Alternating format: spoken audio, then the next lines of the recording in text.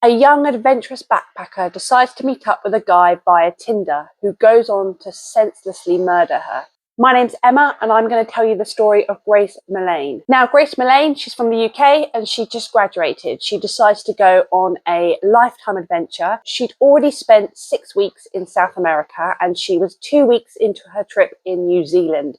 She'd made it to Auckland and decides to go on Tinder to meet up with a guy.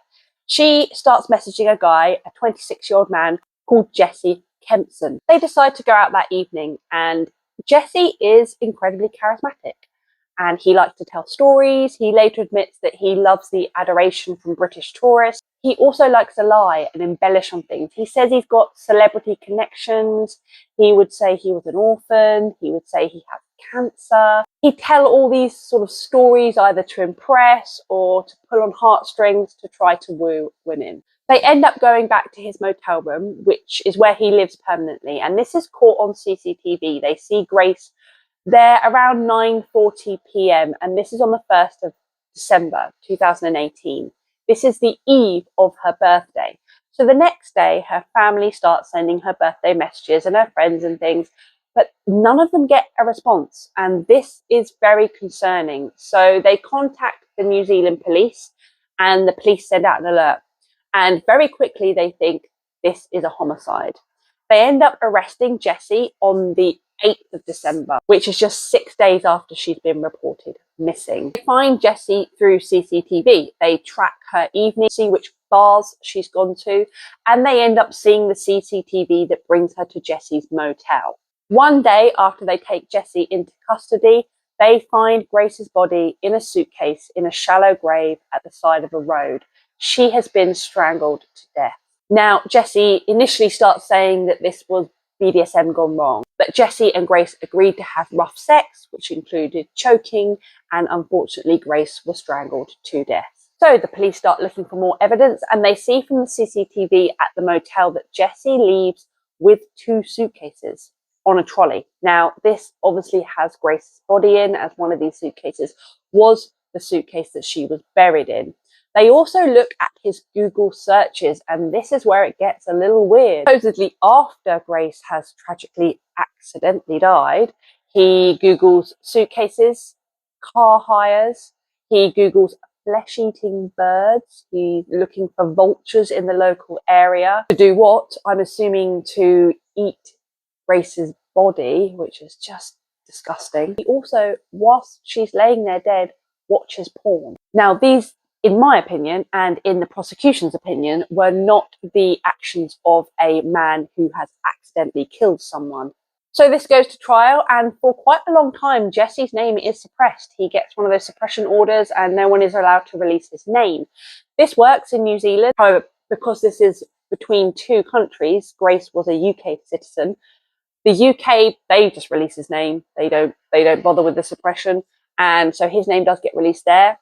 But in New Zealand, it is taken very seriously. One man, Leo, a businessman, does release Jesse's name. He is fined 15,000 New Zealand dollars and given 350 hours community service. At trial, the defence really push that this was BDSM gone wrong. They also bring up female witnesses that Jessie has previously met on Tinder to say that, yes, this is something he is into, this is something that we did. They also say that there were no defence wounds on Grace. The prosecution, however, and the post-mortem evidence is very different. So they say that in order for him to have killed her, he must have had to put the pressure on her neck for at least 5 minutes.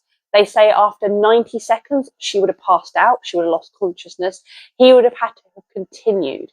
So for this to be an accident, it just doesn't work out, the timings. I know 90 seconds in itself doesn't sound like a lot, and that's what the defence tried to say, but you think of holding someone's neck and pushing down for 90 seconds, it's actually quite a long time.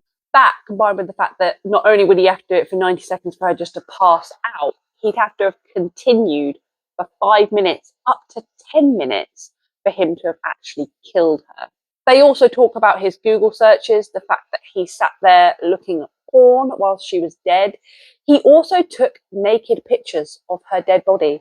And that is not a man who is panicking. That is not a man who is really upset about what they've done.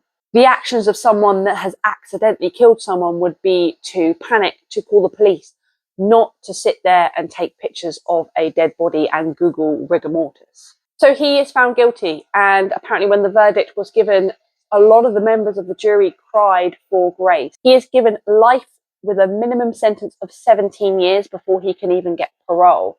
The annoying thing about this case, 2 years prior in 2016, a woman does go to the police about Jesse. She meets him on Tinder. He's very charismatic, again, confident, but he suddenly turns very violent towards her and starts threatening her with a knife. She's very scared. She manages to get away. She reports this to police, but the police say there's just not enough evidence to take that further. It would be a he said, she said kind of case. So there were already warning signs about Jesse's behaviour. This is the case of Grace Millane. As always, if you like my content, please remember to like, subscribe and comment.